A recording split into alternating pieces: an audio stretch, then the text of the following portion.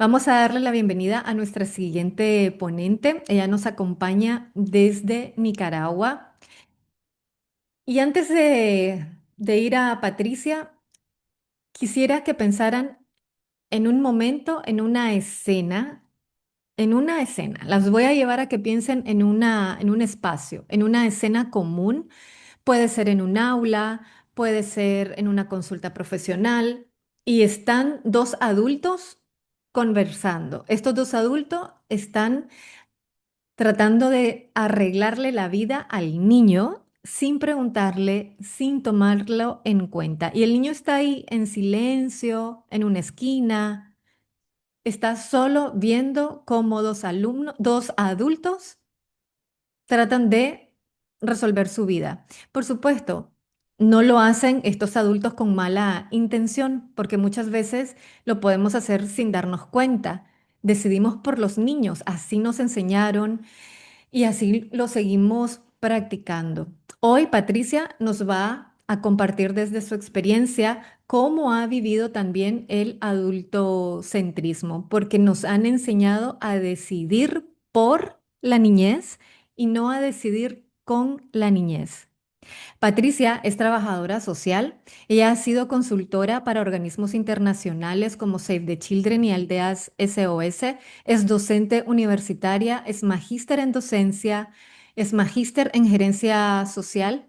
Es la directora académica de Causa. Ya muchos y muchas de ustedes la conocen, han estado con Patricia compartiendo también espacios y hoy la tenemos aquí. Nos va a compartir su ponencia. Así que Patricia, gracias. El espacio es tuyo.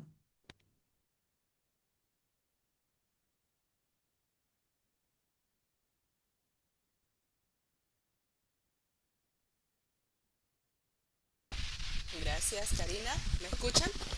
Sí, se escucha. Sí. Ok. ¿Y pueden ver la presentación? Sí. ¿Podrías ponerla en modo... Ahí está, ya va, ya Ahora va. sí, Sí. sí. Bueno, por alguna razón no las puedo ver, pero bueno, me puedes apoyar, Karina, al final si hay preguntas y eso. Muchísimas gracias por participar en este primer congreso, celebrando un aniversario de Causa en línea. Y un saludo a todas las superacompañantes que nos están que están hoy, ¿verdad?, con nosotros participando. Tengo la posibilidad, estos 30 minutos, de poder eh, tratar de generar reflexiones con ustedes sobre un tema, ¿verdad?, muy importante, que es el adultocentrismo. Eh, y bueno, he titulado este espacio, ¿verdad?, como estamos escuchando realmente a los niños y a las niñas. Empiezo, ¿verdad?, con una confesión. Confieso que he trabajado con niñas, con niños y con adolescentes, tengo un poco más de 20 años, ¿verdad?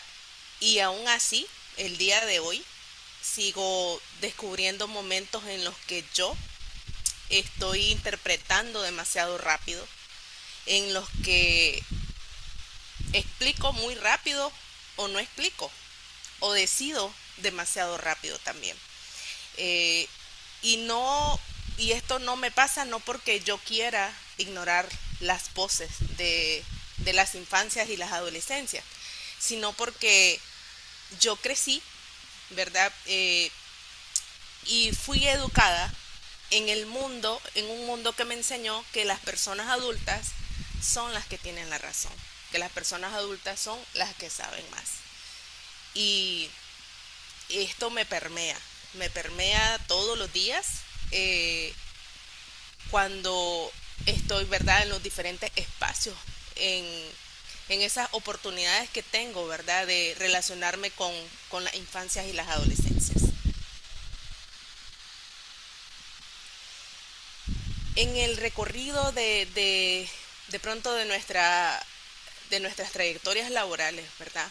Podemos encontrar algunos momentos, ¿verdad?, en los que podemos tener conciencia de algunas situaciones, ¿verdad? Así como de pronto en nuestra vida alguna vez tuvimos conciencia en cómo se trata diferente a los hombres y a las mujeres, podemos haber tenido también ese momento, ¿no?, donde fuimos conscientes en cómo se trata a los niños y cómo se trata a las personas adultas, ¿verdad?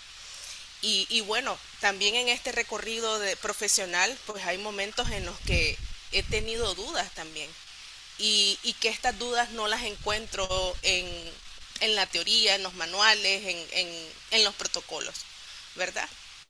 Y esto ha pasado cuando, por ejemplo, me he encontrado con una niña o un niño que no quiere participar.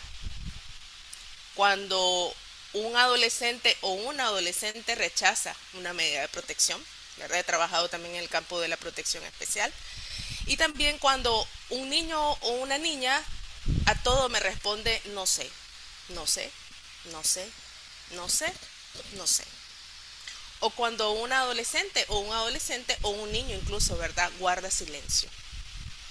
Y yo le comentaba a un grupo de colegas el sábado anterior en el que yo les manifestaba a veces un caso, ¿no? Estábamos hablando de un caso sobre un niño precisamente que cuando vamos al encuentro de este niño no habla, ¿verdad? Preguntamos y recuerdo que esta experiencia a mí me ha pasado. La primera vez que a mí me pasó, yo no volteé a ver hacia adentro, yo vi hacia afuera. Este niño no habla porque tiene un problema.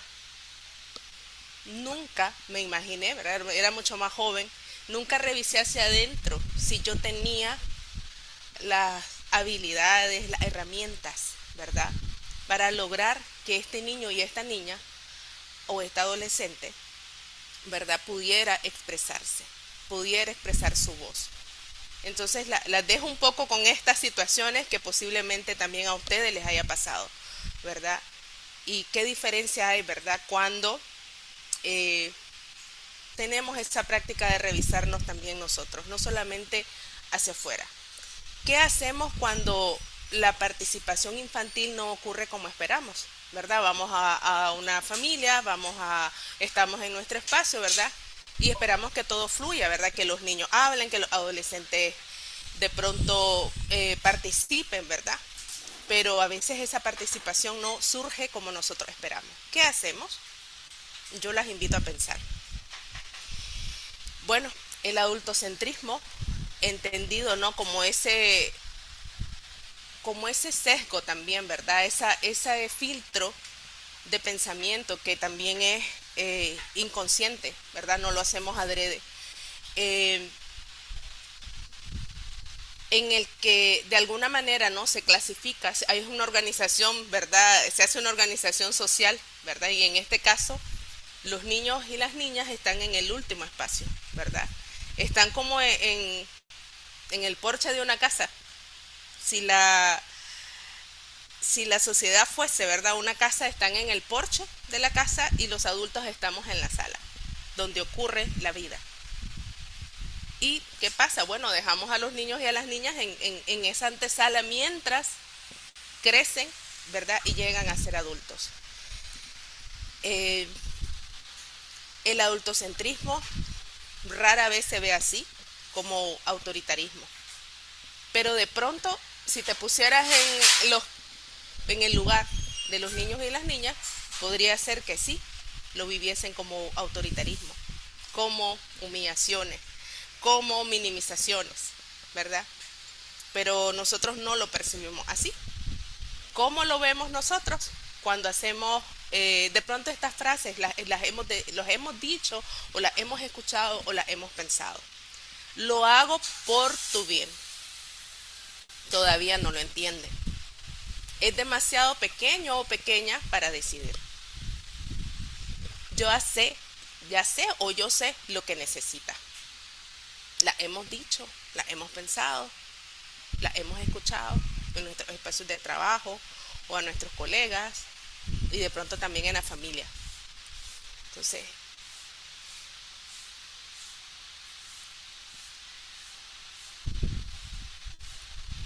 cuando, ¿verdad? Los niños y las niñas escuchan todas estas frases que vimos anteriormente, después vemos nosotros en ellos y ellas una respuesta.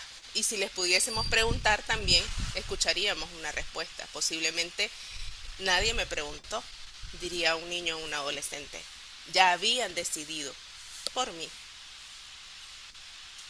no entendí qué estaba pasando. ¿Se imaginan a veces cuando se aplica una medida de protección? Y eso le puede pasar a los niños que no entienden lo que está pasando. Pensé que mi opinión no importaba. Esto es lo que ellos y ellas podrían decir de pronto si nos detenemos. Y posiblemente no lo digan, ¿verdad? Con estas palabras, ¿verdad? Pero esto es lo que pueden sentir y lo que puede estar detrás. Cuando en nuestro ámbito laboral, ¿verdad? Existe una tensión, muchas veces si trabajamos en prevención, en protección o en salvaguarda, ¿verdad? Eh, a veces en mi recorrido me he encontrado esa paradoja entre, entre proteger, ¿verdad? Aplicar una medida a veces me parece y, eh, y cómo, ¿verdad? Se lleva a cabo ese derecho que tienen los niños y las niñas a ser escuchados y a participar, como lo dice la Convención de los Derechos del Niño. Entonces, como profesionales, nosotros tenemos una responsabilidad adulta, ¿verdad? Tenemos obligaciones institucionales si trabajamos en una institución, en una organización, ¿verdad? En una escuela, tenemos obligaciones institucionales y también, ¿verdad? Nos dice la legislación, los profesionales tenemos también, ¿verdad? Deberes de protección, ¿verdad? Cuando identificamos, ¿verdad? Situaciones que están poniendo en riesgo o en peligro la integridad física, psicológica, ¿verdad? Integral de los niños y de las niñas. Pero también yo me he encontrado esta paradoja, cómo se traduce o cómo logro esa participación, ese derecho, ese cumplimiento del derecho que tienen los niños y las niñas a participar, ¿verdad? Porque es una necesidad. Entonces, así como sabemos, ¿no? Que el derecho a la alimentación, que a la escuela es una necesidad y por lo tanto es un derecho, participar, expresar su opinión también lo es. Pero ¿cómo lo logro eh, incorporar a mi intervención cotidiana de trabajo con niños y niñas? ¿Cómo aparece el adultocentrismo en, en nuestras prácticas? ¿Verdad? Puede aparecer cuando estoy interpretando y no pregunto. Entonces, lo más peligroso a veces del adultocentrismo es como que vamos con una certeza y, y muchas veces no preguntamos. No tenemos esa mente curiosa. ¿Por qué? Porque el adulto lo sabe todo. Porque el adulto tiene el conocimiento, la experiencia de vida, ¿verdad? La palabra, ¿verdad? Y tiene el poder. Entonces muchas veces en ese poder tenemos esa certeza, la seguridad de lo que estamos haciendo y no preguntamos muchas veces. Yo tengo una mentora, porque yo actualmente tengo la misión, la oportunidad de ser ombudsperson, defensora de niños y niñas, y mi mentora constantemente me está diciendo, y además mi jefa que ejerce una labor de acompañamiento también de revisión de las situaciones como ombud, porque para mí la experiencia del rol de ombud es bastante nueva, tengo muchísimos años en protección y en salvaguarda, pero ombud para mí es una nueva manera, ¿no? De encontrar un camino, ¿verdad? De hacer protección infantil. Entonces es ser curiosa, preguntar, preguntar qué, preguntar y de pronto en una de los artes Karina se mencionaba, ¿no? ¿Qué hacemos cuando hay cuando un adulto y un niño te dicen una versión diferente, ¿verdad? De una situación. Entonces, preguntar, tratar de primero observar y luego tratar, ¿verdad? De comprender, de indagar. También el adultocentrismo en nuestras prácticas aparece cuando hablamos más de lo que escuchamos. También aparece cuando decidimos sin explicar. Y cuando pensamos, ¿verdad? Vienen a nosotros esas ideas de que no van a comprender, de que no comprenden los niños y las niñas por muchas razones. Y bueno, cuando decidimos, ¿verdad? Priorizar los procesos, lo que dice el protocolo, ¿verdad? El paso a paso, ¿verdad? Y lo anteponemos sobre la experiencia de los niños y de las niñas, o en este caso de las personas. Eh, ¿qué pasa, no? En este proceso y si lo relaciono mucho como experiencia, yo tenía la,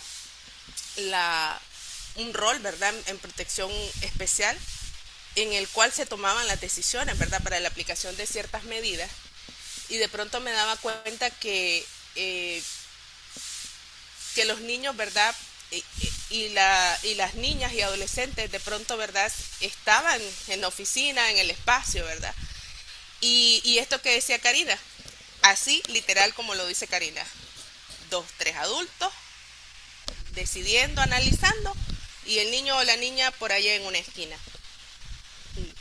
Y sabemos su nombre porque aparece en los documentos, digamos en la documentación con que viene este niño y esta niña. Pero a veces, muchísimas veces, muchos niños y niñas pasaron por mi oficina sin que yo les hubiera preguntado, ¿sabías a qué venía? ¿O sabes qué haces aquí? Entonces cuando me daba, digo yo, la conciencia y la posibilidad de preguntar, me daba cuenta que los niños no sabían por qué estaban ahí, por alguna razón, ¿verdad? No lo sabían, no se les había dicho, ¿verdad? Yo trabajo en una capital o trabajaba en la capital y de pronto venían niños de diferentes lugares, ¿verdad? No se les había dicho.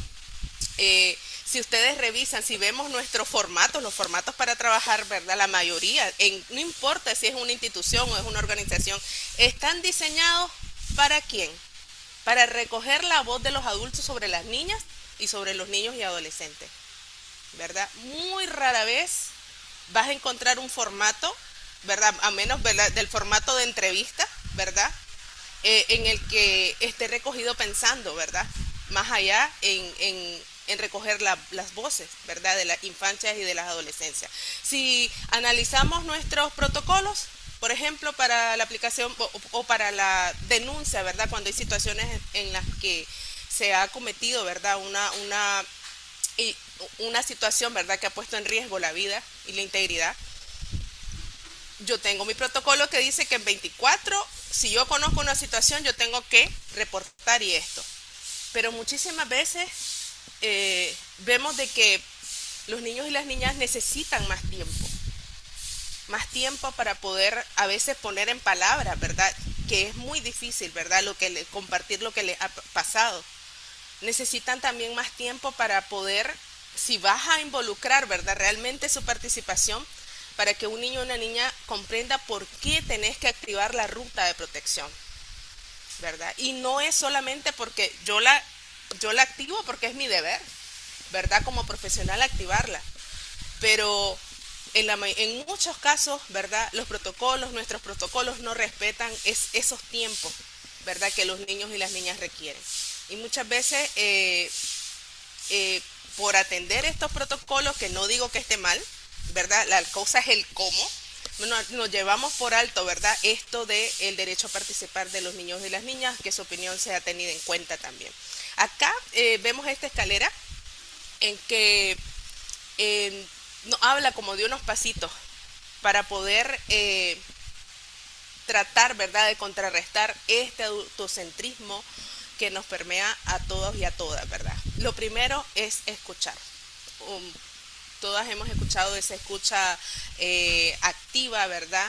De esa escucha empática también, pero también esa escucha, muchas veces de la perspectiva de los niños y de las niñas, es una escucha que debería estar abierto al aprendizaje.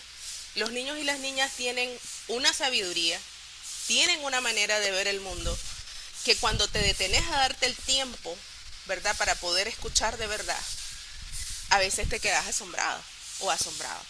¿Por qué? Porque por alguna razón habías minimizado o habías pensado otra cosa, ¿verdad? Y cuando nos damos ese tiempo, esa escucha con paciencia, esa escucha que sea libre de prejuicios, ¿verdad? Que ese es como el primer paso que se necesita, ¿no? Para también llegar a esa empatía, nos permite comprender emociones, comprender lo que está detrás de una conducta, comprender el contexto, ¿verdad? Comprender la cultura, comprender todos los factores, ¿verdad?, del entorno. Y luego poder tomar en cuenta también sus voces, las voces de los niños, de las niñas y de los adolescentes.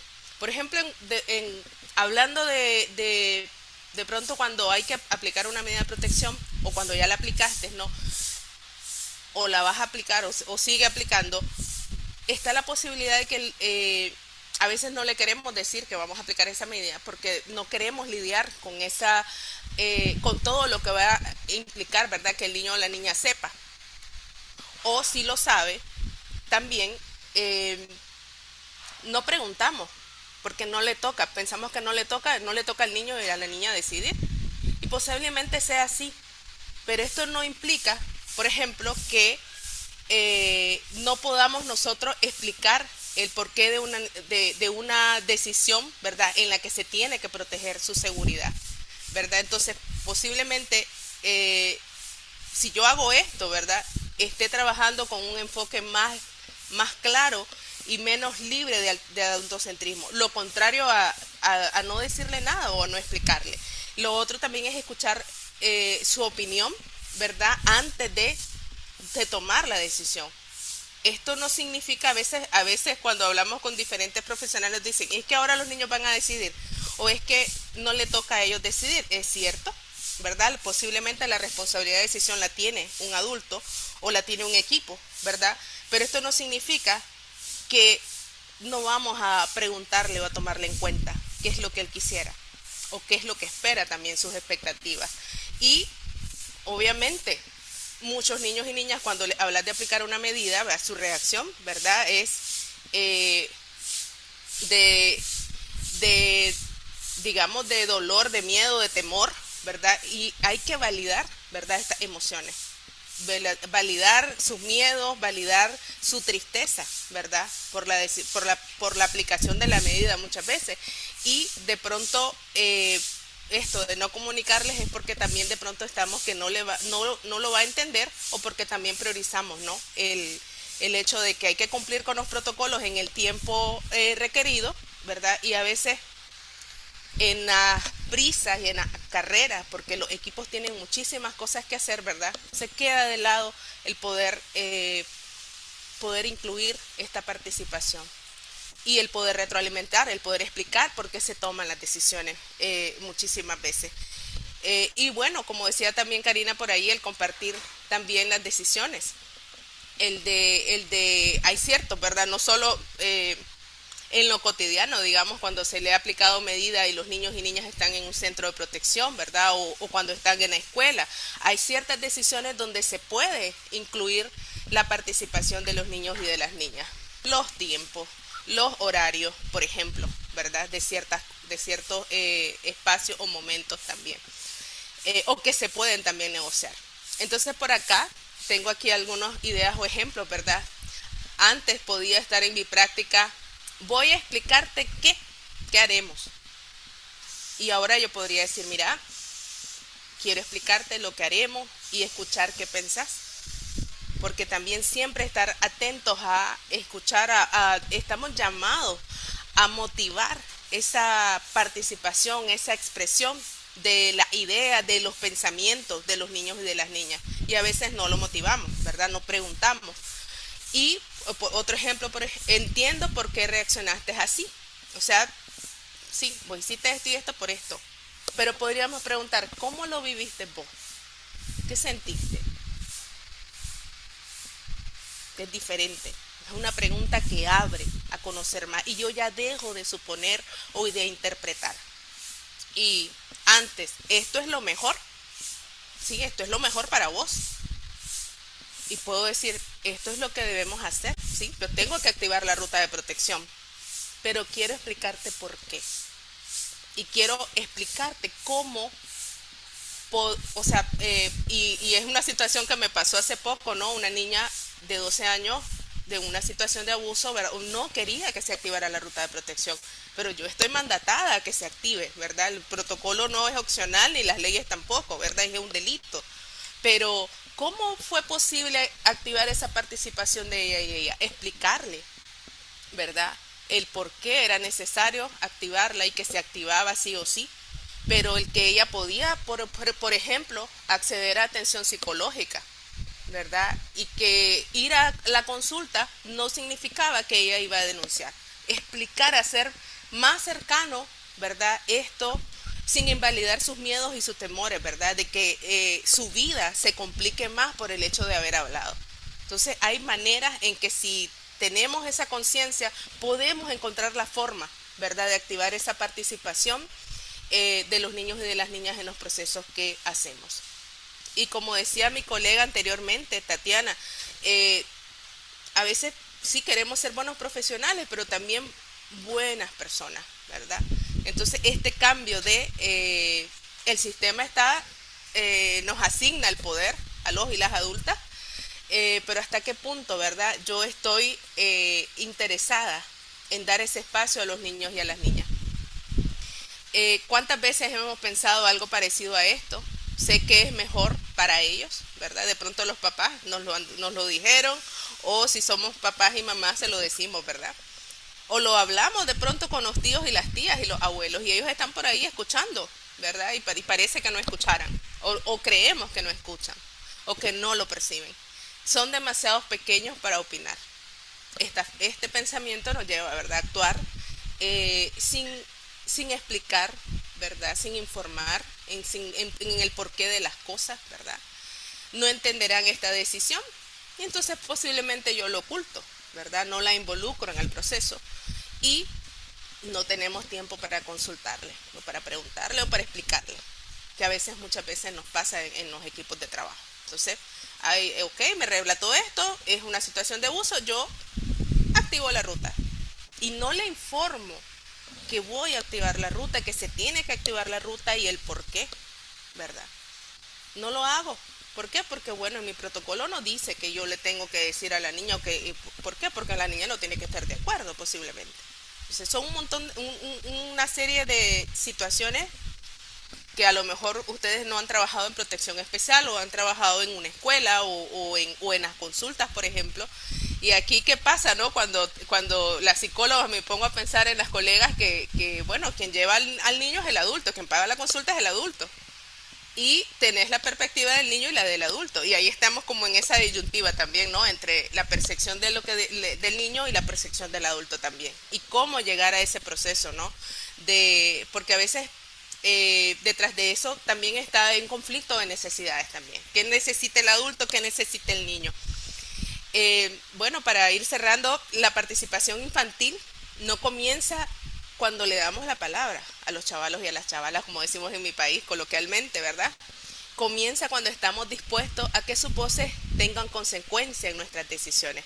Y aquí yo les quiero recomendar, si les interesa mucho el tema de la participación infantil, que pudieran leer, investigar a Laura Lundy, que es una especialista que ha desarrollado un modelo, ¿verdad?, que nos ayuda, ¿verdad?, a poder eh, generar esa participación de niños y niñas. Y nos habla de cuatro grandes herramientas que importa, ¿verdad? O si, el contexto, y uno es el espacio. ¿Cómo creamos espacios seguros para promover las voces de los niños y las niñas? Y con relación a la voz, que es el segundo elemento, ¿verdad?, de su modelo, es que tanto los adultos estamos promoviendo, ¿verdad?, que puedan expresar sus voces, sus pensamientos.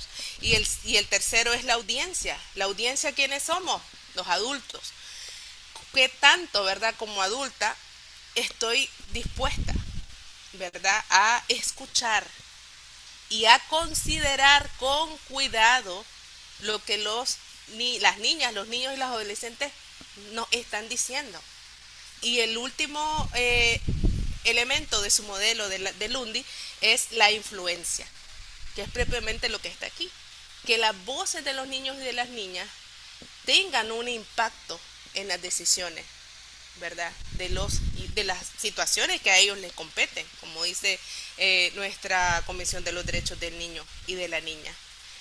Y yo las invito a pensar también, cuando en sus espacios, ¿verdad?, sean atenciones, eh, acompañamiento, si eres maestra o maestro, cuando una niña o un niño conversa con vos y salga, ¿verdad?, de ese espacio con vos, ¿qué querés que recuerde? ¿Que fue escuchado o escuchada? ¿O que fue dirigido o dirigida? Porque los niños también perciben, ¿verdad? Cuando hacemos nuestro trabajo de manera mecánica, porque lo tenemos que hacer. Yo hace poco tuve, a inicio de año, la posibilidad de hacer 27 grupos focales, reunirme con 27 grupos de niños y niñas y indagar sobre su perspectiva con relación a derechos y a factores de riesgo y de protección. Y ellos me decían que nos escuchen genuinamente, no porque tengan que hacerlo, porque son profesionales, porque es la psicóloga del espacio o es la trabajadora social del espacio. Entonces yo la invito a pensar qué queremos que los niños recuerden, ¿verdad? Y por ahí de pronto encontramos en las redes no lo que le dije, sino cómo la hice sentir o cómo lo hice sentir. Y bueno, para mí el adultocentrismo, que yo lo comparo mucho, ¿no? con género, es hasta qué punto yo como adulta estoy dispuesta a ocupar menos espacio. Hasta qué punto yo estoy dispuesta a compartir mi poder. Y así como un día yo camino en ruta o me dirijo en rutas muchas veces en el transporte público. Y ustedes me imagino que han sentido como yo, ¿no? Como cuando vas al fondo de la silla y se siente un hombre, como de pronto te van haciendo así, así. Lo mismo es un adulto y un niño, una niña, un adolescente.